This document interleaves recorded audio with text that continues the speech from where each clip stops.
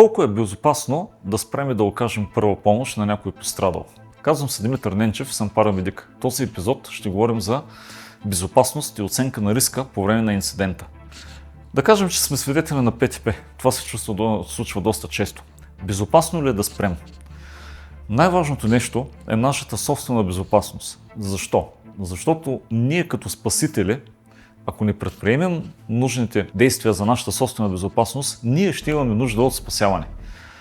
Трябва така да разпределим ресурса, така трябва да направим, че да е безопасно за нас. Защото в противен случай ние няма да помогнем, напротив, ще създадем една допълнителна пречка и ще е необходим по-голям ресурс за спасяването както на първоначално пострадали, така и за нас. Когато става въпрос за ПТП, спрете за секунда, помислете. Паркирайте винаги по възможност след автомобила, който е катастрофирал. Сигнализирайте с аварийни, служете се с ветроотразителна жилетка, бъдете видими за околните и винаги помнете, вашата безопасност е на първо място. Винаги подхождайте по безопасен за вас начин. Същото важи, когато пристигаме примерно на сигнал за горяща сграда.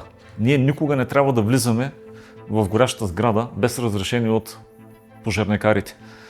Никога не трябва да поставяме себе си в опасност. Никога не трябва да влизаме, примерно, да оказваме помощ на пациент, паднал в двора му, когато има пуснато голямо зло куче, видимо агресивно.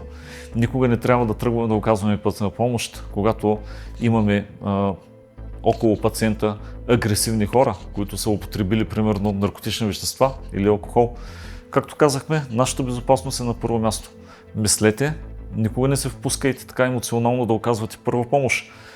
Отново, пристигаме на място на инцидент. Спираме след автомобила, който е претърпял происшествие, ако е възможно. Сигнализираме с аварийни светлини.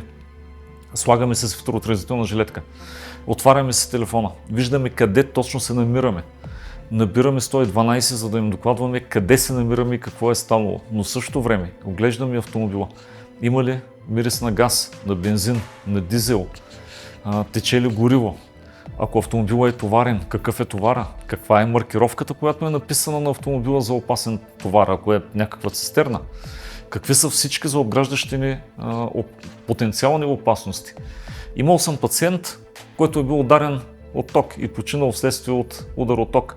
Той държеше кабел под високо напрежение в едната си ръка. Ето в този случай не е безопасно да продължим напред, защото ние поставяме себе си в непосредствена опасност. Сигнализираме на пожарната, те идват, осигуряват терена, осигуряват една напълно безопасна обстановка и тогава ние като парамедици продължаваме напред, за да си свършим работата. Мислете винаги за безопасността на вас и на вашия екип. Вие сте на първо място. Ако вие не сте в безопасна среда, вие няма да можете да помогнете. Благодаря ви.